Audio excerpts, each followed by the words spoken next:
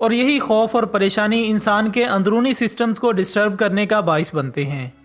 جبکہ جدید تحقیق نے ثابت کیا ہے کہ انسان کی بہت سی بیماریوں کی وجہ ذہنی ٹینشن ہے، اور اسی ذہنی ٹینشن کے باعث ہم رات کی تاریکی سے محروم ہوتے جا رہے ہیں،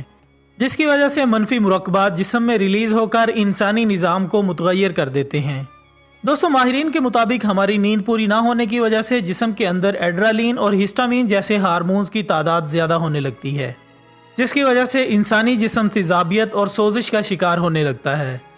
اور نتیجتاً اندرونی اعصابی اور مسکولر نظام، بلڈ پریشر اور عملے تنفس میں بگاڑ پیدا ہونے لگتا ہے۔ لہٰذا ایک صحت مندانہ زندگی گزارنے کے ساتھ ساتھ صحت افزا نیند کے لیے بھی ایک ہارمون میلاٹونین کی ضرورت ہوتی ہے۔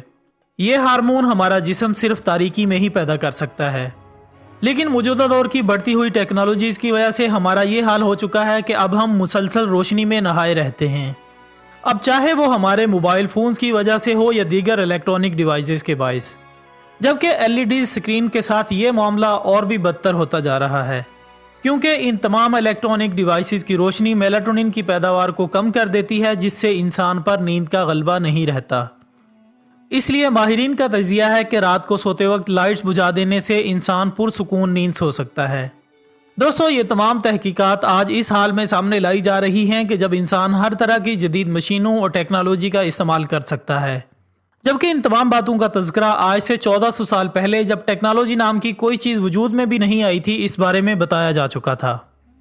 جی ہاں دوستو، روایات سے پتہ چلتا ہے کہ عشاء کی نماز کے بعد جلدی سونا اور لائٹس بجھا کر یا چراغ گل کر کے سونا بھی حضور صلی اللہ علیہ وآلہ وسلم کی سنت ہے۔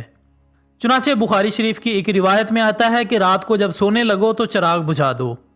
خواتین و حضرات، اس فرمان عالی شان کی افادیت میں ہونے والی تحقیق سے یہ ثابت ہوتا ہے کہ ایک ہارمون جس کا کام گہری نیند لانا، انسانی جسم میں توڑ پھوڑ کے عمل کو روکنا اور جسم کو مضبوط بنانا ہے، اس کی انسانی جسم کو بہت ضرورت ہوتی ہے۔ گہری نیند لانے والے ہارمون رات کو ایک مادہ تیار کرنا شروع کر دیتے ہیں جسے میلاٹونین کہتے ہیں۔ یہ خون کی نالیوں میں بہتا ہے اور جسم کو کینسر سے بچاتا ہے، جبکہ یہ گلینڈ صرف اندھیرے میں ہی کام کرتا ہے اور اگر آنکھ محض روشنی میں رہے تو یہ کام نہیں کرتا۔ لیکن بدقسمتی سے آج ہم نے رات کے آثار کو دن کی نسبت زیادہ روشن کر دیا ہے۔ ہم رات بھر جاگتے ہیں، سارا دن سوتے ہیں اور کینسر کے خلاف اس قدرتی ویکسین سے محروم رہ جاتے ہیں، جو کہ اپنی ذات پر ایک سراسر